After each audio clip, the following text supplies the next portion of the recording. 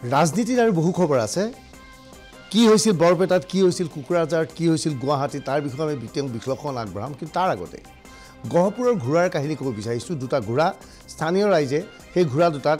বুঢ়া ডাঙৰীয়া বুলি পূজা কৰিছিল সেই ঘোঁৰা দুটাৰ অৱস্থা কি হ'ল তাৰ ওপৰত এক বিশেষ প্ৰতিবেদন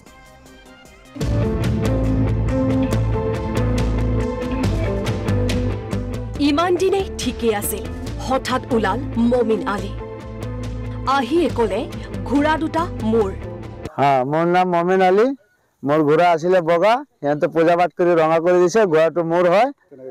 এতিয়া ৰঙাটো ইয়ে চাওক এইটো কৰি দিছে ৰঙা সিহঁতে ৰং চং কৰি পূজা পাঠ কৰি মোৰ চব ৰং বগা আছিলে দুটাই ঘোঁৰা দুটা ঘোঁৰাই মোৰ ৰঙা কৰি দিছে মোৰ ঘোঁৰাটো পালো মই লৈ আহিলো মোৰ ঘৰত হেৰাই পোৱা বগা ঘোঁৰা দুটালৈ মমিন আলীৰ মনত দুখ ঘোঁৰা দুটা বগা আছিল পূজা পাতল কৰি ৰঙা কৰি দিলে মমিন আলীৰ ঘোঁৰা দুটাৰ মূল কাহিনীলৈ এইবাৰ লৈ আহিছো আপোনালোকক কিছুদিন পূৰ্বে প্ৰকাশ হৈছিল এক বাতৰি গহপুৰৰ জালুকবাৰীত প্ৰশান্ত বৰাৰ ঘৰৰ পাছফালে ওলাইছিল ঘোঁৰা দুটা লগে লগে বুঢ়া ডাঙৰীয়া বুলি আৰম্ভ হৈছিল পূজা পাতল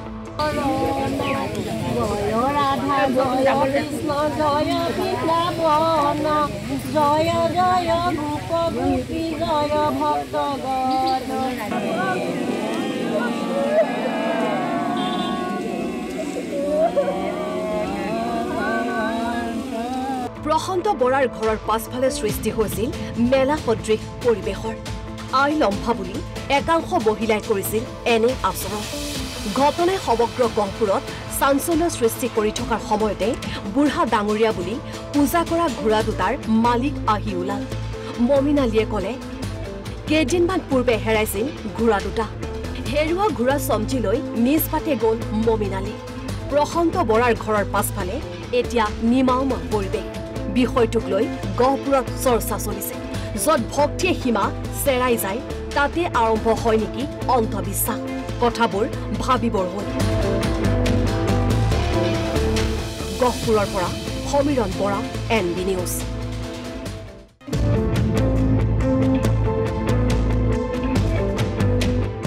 ইমান দিনে ঠিকই আছিল হঠাৎ ওলাল মমিন আলী আহিয়ে ক'লে ঘোঁৰা দুটা মোৰ মোৰ নাম মমিন আলী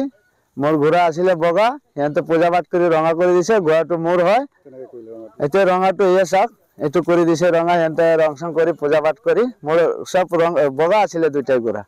দুটা ঘোঁৰাই মোৰ ৰঙা কৰি দিছে মোৰ ঘোঁৰাটো পালো মই লৈ আহিলো মোৰ ঘৰত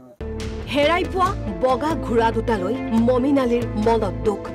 ঘোঁৰা দুটা বগা আছিল পূজা পাতল কৰি ৰঙা কৰি দিলে মমিন আলীৰ ঘোঁৰা দুটাৰ মূল কাহিনীলৈ এইবাৰ লৈ আহিছো আপোনালোকক কিছুদিন পূৰ্বে প্ৰকাশ হৈছিল এক বাতৰি গহপুৰৰ জালুকবাৰীত প্ৰশান্ত বৰাৰ ঘৰৰ পাছফালে ওলাইছিল ঘোঁৰা দুটা লগে লগে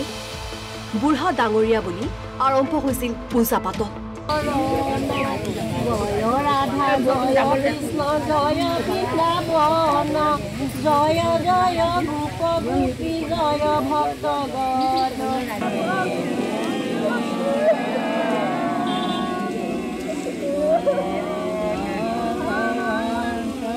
প্ৰশান্ত বৰাৰ ঘৰৰ পাছফালে সৃষ্টি হৈছিল মেলা সদৃশ পৰিৱেশৰ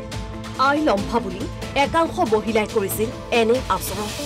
ঘটনাই সমগ্ৰ গহপুৰত চাঞ্চল্য সৃষ্টি কৰি থকাৰ সময়তে বুঢ়া ডাঙৰীয়া বুলি পূজা কৰা ঘোঁৰা দুটাৰ মালিক আহি ওলাল মমিন আলীয়ে ক'লে কেইদিনমান পূৰ্বে হেৰাইছিল ঘোঁৰা দুটা হেৰুৱা ঘোঁৰা চমজি লৈ নিজ পাতে গ'ল মমিন আলী প্ৰশান্ত বৰাৰ ঘৰৰ পাছফালে এতিয়া নিমাওমা পৰিৱেশ বিষয়টোক লৈ গহপুৰত চৰ্চা চলিছে য'ত ভক্তিয়ে সীমা চেৰাই যায় তাতে আৰম্ভ হয় নেকি অন্ধবিশ্বাস কথাবোৰ ভাবিবৰ হ'ল গহপুৰৰ পৰা সমীৰণ বৰা NB নিউজ